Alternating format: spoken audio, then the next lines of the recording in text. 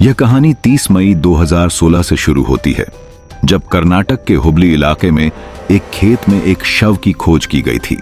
कुछ किसान वहां से गुजर रहे थे जब वे खेतों के बीच में शायद ही कभी इस्तेमाल की जाने वाली गंदगी वाली सड़क पर ठोकर खाई। हाल ही में हुई भारी बारिश के कारण हाल ही में इस क्षेत्र में बहुत से लोग नहीं थे। हालांकि एक किसान ने लाश को देखा जो गंभीर रूप से विघटित अवस्था में थी, आधी दबी हुई और आधी उजागर हुई। उन्होंने तुरंत पुलिस को सूचना दी। उनके आगमन पर पुलिस को एक भीषण दृश्य का सामना करना पड़ा।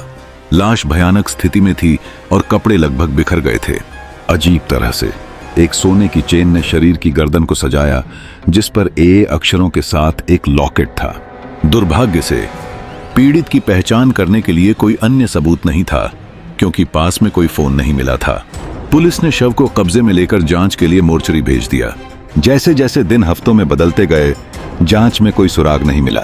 आसपास के पुलिस स्टेशनों से किसी भी लापता व्यक्ति की रिपोर्ट के लिए पूछताछ की गई थी जो अज्ञात लाश से मेल खा सकती है, लेकिन कुछ भी सामने नहीं आया। पुलिस ने निष्कर्ष निकाला कि शरीर एक महिला का था, जिसकी उम्र 20 से 25 वर्ष के बीच थी। फिर भी उसकी पहचान एक रहस्य बनी रही। 4 महीने बीत गए और फिर 24 अक्टूबर को गिरिधर नाम का एक शख्स पुलिस स्टेशन आया। उन्होंने बताया कि उनकी बेटी 29 अक्टूबर 2014 से लापता थी, लगभग 2 साल पहले। यह पूछे जाने पर कि रिपोर्ट दर्ज करने में इतना समय क्यों लगा, गिरिधर ने बताया कि वे अपने परिवार को शर्मिंदगी के डर से अपनी मर्जी से उसकी तलाश कर रहे थे। बिना किसी खबर के इतने महीनों के बाद उन्हें संदेह होने लगा कि कुछ भयानक हुआ है, जिससे उनकी यात्रा ने उनके लापता होने की रिपोर्ट की। शव के साथ जुड़ने के लिए एक नाम के साथ जांचकर्ताओं को पता चला कि मृतक अर्पिता थी, जो एक मेहनती BSc कृषि छात्रा थी, जो हुबली में अपनी पढ़ाई में उत्कृष्ट प्रदर्शन कर रही थी। हालांकि उसका मोबाइल फोन अभी भी गायब था। पुलिस ने उसके परिवार से उसके संपर्क विवरण प्राप्त किए और कॉल रिकॉर्ड की समीक्षा शुरू की।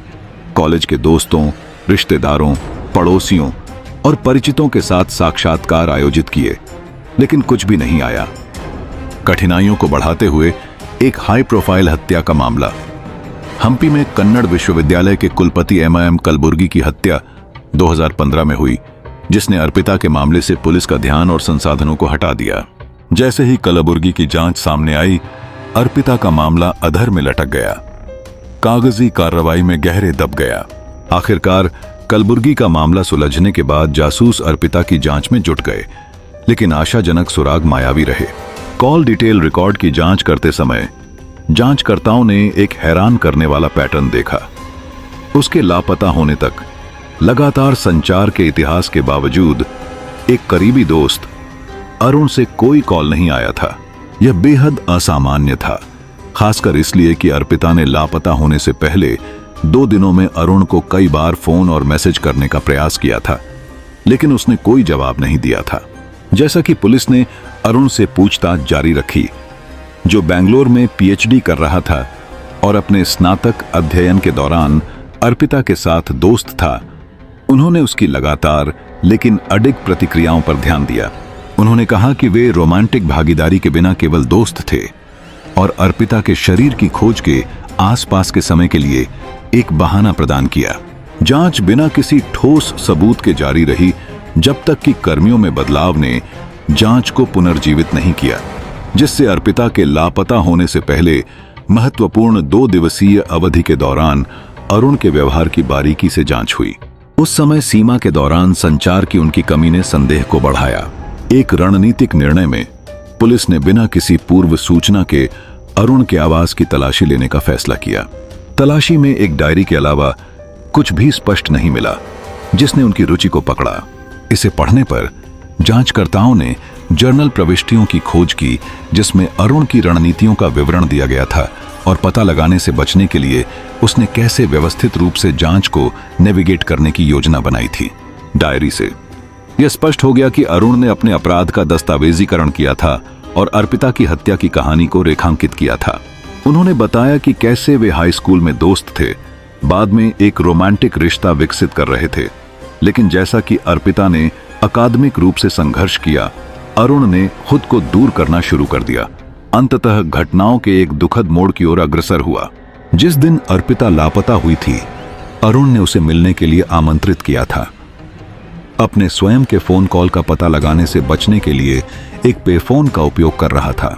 उन्होंने अपना फोन बंद कर दिया था और इसे बेंगलोर में अपने कमरे में छिपा दिया था, यह सुनिश्चित करने के लिए कि जब वह हुबली में थे तो यह उनके स्थान को रिकॉर्ड करे।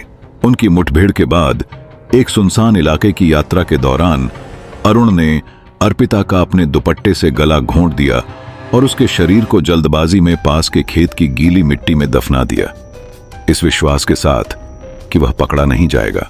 अरुण अपने जीवन को जारी रखते हुए बेंगलोर लौट आया जैसे कि कुछ भी नहीं हुआ था, लेकिन वह पूरी तरह से जानता था कि वह दिन आएगा जब अर्पिता के शरीर की खोज की जाएगी, जिससे उसे जांच में मजबूर होना पड़ेगा।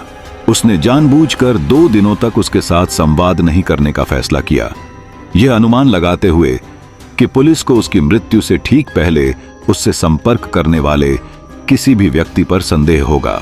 हालांकि इस विकल्प ने अंततः उनके प्रदर्शन का नेतृत्व किया। पुलिस शुरू में उसकी बहाना के आसपास की अनिश्चितता से प्रोत्साहित थी।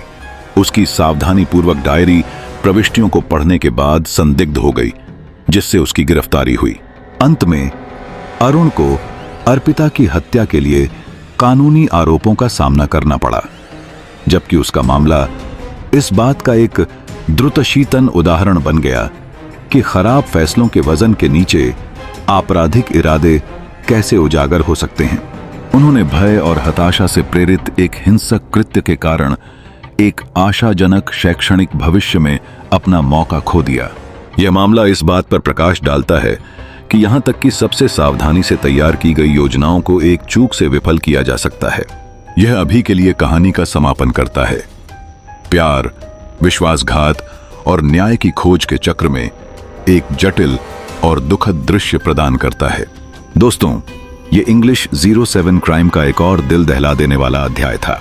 यदि आप हमारे प्रयासों की सराहना करते हैं तो कृपया इस वीडियो को लाइक और शेयर करें और सच्ची अपराध कहानियों के अपडेट के लिए इंग्लिश 07 क्राइम चैनल की सब्सक्राइब करें। आपके समर्थन के लिए धन्यवाद।